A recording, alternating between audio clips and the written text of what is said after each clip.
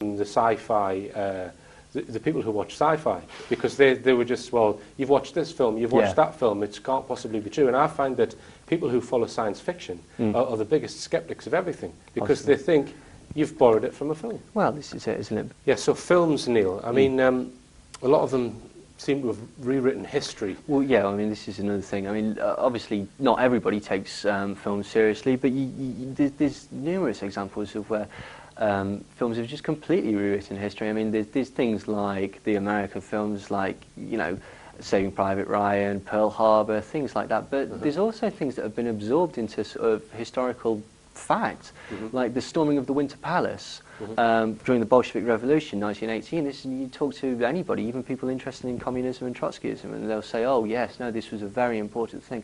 It never happened. It was mocked up for an Eisenstein film, and it was used as state propaganda to basically show we are powerful against the Tsar or whatever. You know, this is garbage. It never happened. You were telling me earlier that if any film portrays military hardware, it has to get permission, is that? Well, if you want to use military equipment, if you want to use an American aircraft carrier, tank, whatever, the people who provide that, the American military, they will get a final rewrite of the script. So they're basically not going to allow you to do anything that that portrays them in a negative light. And this is all documented in a book called Operation Hollywood.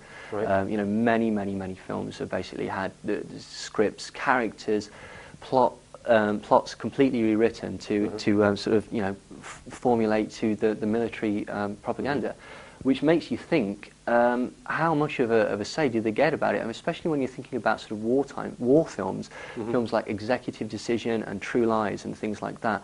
In the 90s, we saw a distinct shift from Russians as enemies to fundamentalist Arabs as enemies, and one could argue that basically this is just talking about the wider concerns of the world, but I'd say that this is basically reinforcing stereotypes. This is, you know, preparing people and saying, look, this is a bad guy, we can tell. For a short period, the bad guy was always a European or an English guy with an accent who's an intellectual, and you'd have to question things like, why would an American audience want to consider intellectual Europeans as an enemy? But it was like what you said earlier about fear, about creating fear. Absolutely. And that in order to control a society, you know, there has to be an enemy image. Yes. And now it's the Islamic terrorist. Yeah, I mean, and, you know, as we've seen, well, presented on this show, that we believe that a lot of these alleged terrorist attacks are in fact false flag events. And, you know, because they're trying to create an enemy image. You could even go so far as to say that people understood and could decode 9/11, because if 9/11 was a film, right, the narrative doesn't make sense, the plot is rubbish, there's holes all over the place, it doesn't make sense. It's basic, but for a sort of person sat there who's not going to critically analyse it, it's fine. We've got a start, we've got a stop, we've got a reason, we've got evidence, we've got a neat conclusion, and that's fine. I can then package that psychologically away and go, fine, that's it. This is why it happened. This is what's going to happen because of it. And, you know, it played out like a film. All right then, Neil. Well, we're going to go for a short break, and in the second and third parts, we will talk about LSD. Don't go away. The Rich Planet Starship is sponsored by Geared4.com online bikes, clothing and accessories. The Rich Planet Starship is sponsored by Geared4.com online bikes, clothing and accessories. Welcome back on board the Starship, and we're talking with Neil Sanders, who's a researcher of mind control.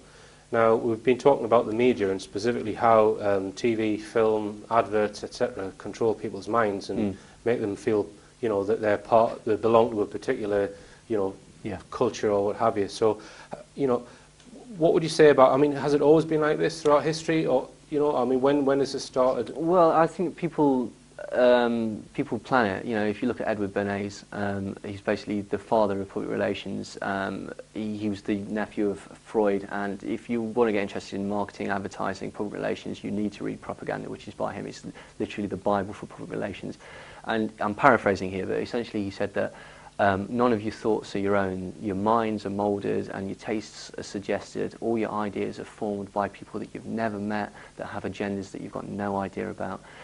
Him and intellectuals like Walter Lippmann basically felt that, you know, for the sake of this progressive democracy, people are irrational and stupid, and they need to be contained using fear so that basically the society can continue.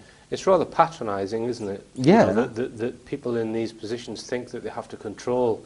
I mean, you know, how would society be different if these psychological controls were not making people all, you know, go to McDonald's or buy this brand or identify with that football team, or, you know, would the masses run amok and then cause a revolution? Or Probably not, but it's much easier to control people. If you think of behavioural sciences, if you've got a stimuli and a response, we can tell that basically, you know, how people are going to do, and it's just much easier to control people. And I think to an extent, you get that people are being pigeonholed. Even alternative cultures are being marketed. I mean, you know, if you're a skateboarder or you're a punk or you're an emo or a goth, you know, because you've been out and bought these mass-produced products. Yeah. You basically have a sort of collective individualism.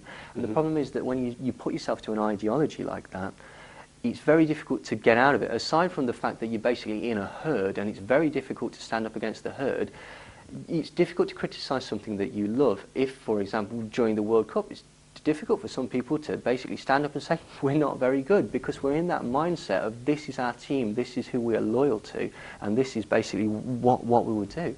And this is the problem is that basically we've got a continuing reinforcement from the media, from all outlets of the media, that now, the time that we're living in now, is the best time ever. This is the zenith, this is the peak of civilization, and this is reinforced constantly through shows like Remember the 90s and The Shameful Secrets of the 80s was another one. And basically what they're doing very subtly is they're saying, remember how naive we used to be, remember how easily fooled we used to be before now, because now we're the most media savvy that we can ever be. You've got your fingertips on all these little information nodes, and there's no way that you, an informed reader, could ever be fooled, because it wouldn't happen. Yeah. You get the incidents where people basically say, I'm completely informed. I read The Sun, the Daily Mail, and the Mirror. Yeah, yeah, they try to big up people and make them think that they can see through everything, and that's one way of actually making sure that they don't see through everything. Yeah, it makes people feel secure, basically. Yeah. You know, and that's a criticism that's levelled against conspiracy theorists all the time. Oh no, you're just setting yourself up so that you're superior to people. You know what is up, what is down, what is left, what is right, and you're other from everybody else. That criticism uses exactly the same psychological process by criticising and saying there's no way that could be real, because I know that this is up, this is down, this is left, this is right, and I'm far too informed to be tricked. In actual fact, if you look at the media outlets, there's probably about 4 or 5 different corporations that own the majority of 95% of the media, and they've got an agenda. They've got an agenda, and they've got people working for them that want to keep people occupied. We go back to Tavistock. Zbigniew Brzezinski, in his book The Technotronic Era, which basically came out from a 1968 Tavistock function, said that we need to control people by using mass sports events, mass visual events, you know, huge concerts, almost like sort of Roman Colosseums, you know, get the masses interested in this so that they don't start to critically analyse things, so that their character is lowered, so that, you know, everything that basically get them watching Pop Idol and dancing on shite. Absolutely. I mean, that's a thing called the culture industry, which I really sort of feel is absolutely right. I mean, it came out of the Frankfurt School, which is Wilhelm Reich, and Adorno and Horkheimer. Basically, they wrote the culture industry, or enlightenment as mass deception. And if I could just quote, they said, Sure. Popular culture is akin to a factory producing standardized cultural goods through film, radio and magazines to manipulate the masses into passivity. The easy pleasures available through consumption of popular culture make people docile and content, no matter how difficult their economic circumstances. And you see this with shows like you've mentioned, like the X Factor and stuff like that. We have a narrowing of cultural output. We have similar formats, the same people, the same type of artists performing the same covers of the same songs, and essentially what we're getting is mediocrity peddled out as if it's something special.